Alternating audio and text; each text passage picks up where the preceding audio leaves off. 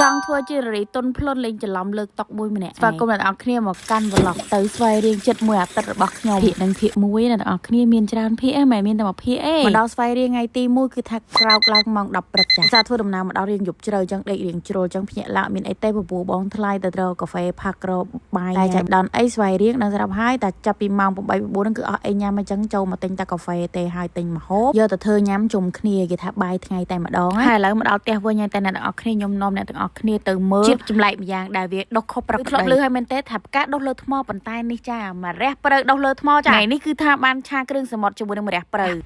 ដុះលើថ្មពិតចាមិនមែនផ្កាដុះលើថ្មឯណាបន្ទាប់មកខ្ញុំមកបេះក្រូចយកដើម្បីធ្វើទឹកត្រីកោះកងញ៉ាំជាមួយនឹងឆាគ្រឿងសមុទ្ររបស់យើងនិយាយទៅនៅស្វាយរៀងគឺស្រួលម្យ៉ាងណាអាគ្រឿងក្រៅកបៃកប៉ុកជីចុកអីហ្នឹងគឺថាបេះក្រោយផ្ទះនឹងឯងផ្ទះអ៊ំខ្ញុំក៏ដាំមានសពស្គ្រីស្អីក៏មានដែរទៅមិនហត់ទិញគេទេអញ្ចឹងពេលទៅផ្សារអីយើងទិញតែគ្រឿងក្រៅណាដែលផ្ទះយើងអត់មានទៅគឺបានហើយនិយាយលេងសើចអ្នកនរគ្នាអាមរះព្រៅដែលវាដុះធម្មជាតិនឹងគឺវាឈ្ងុយជាប់ច្រមុះហ្មងខ្ញុំធ្លាប់ទិញមរះព្រៅនៅភ្នំពេញចង់ហិតមិនក៏ដោយអត់មានក្លិនទេបានតែរូបរាងនឹងឯងហើយខ្ញុំមកជួយរៀបចំគ្រឿងអីឲ្យហើយសម្អាតបកាមឹកដែលយើងទិញមកហ្នឹងឲ្យបងថ្លៃខ្ញុំអ្នកធ្វើម្ហូបនិយាយទៅអាការងារចឹងពួកខ្ញុំចូលចិត្តធ្វើចែកគ្នាធ្វើចឹងធ្វើម្នាក់តិចទៅប្រញាប់បានញ៉ាំស្វ័យរៀងមួយទោះបីជាអត់មានសមុទ្របានប៉ុន្តែគ្រឿងសមុទ្រស្រស់ល្អឆ្ងាញ់មានជាតិផ្អែមតែម្ដងអ្នកអត់គ្នាតែវាមកពីកើតចំមកដល់ពេលចឹងទៅឆ្នាំលេខ1វាអាចដល់លឿនជាងពេញទៀតក៏ថាបានដែរចឹងអ្នកដែលមានកម្រងមកស្វ័យរៀងចង់ញ៉ាំគ្រឿងសមុទ្រអីមិនបាច់ភ័យទេស្វ័យរៀងអត់ខ្វះគ្រឿងសមុទ្រអត់អ្នកអត់គ្នាញ៉ាំទេឥឡូវខ្ញុំជួយរៀបចំឲ្យបងថ្លៃខ្ញុំហើយគឺខ្ញុំទៅជួយបងប្រុសខ្ញុំរៀបតុកដើម្បីញ៉ាំបាយចាគាត់ដូរពីកន្លែងខាងមុខមកដាក់ខាងក្រោយតែជាក់ស្ដែងខ្ញុំលើកបានតែមួយនឹងទេគឺថាការវិលមុខកាត់ឡើងតែម្ដងសោះប្រហែលគឺគាត់អ្នករៀបចំហើយខ្ញុំលើកបានតែមួយនឹងទេចង់ដាក់ខ្យល់ហើយបាយយើងឆ្អិនហើយគឺថា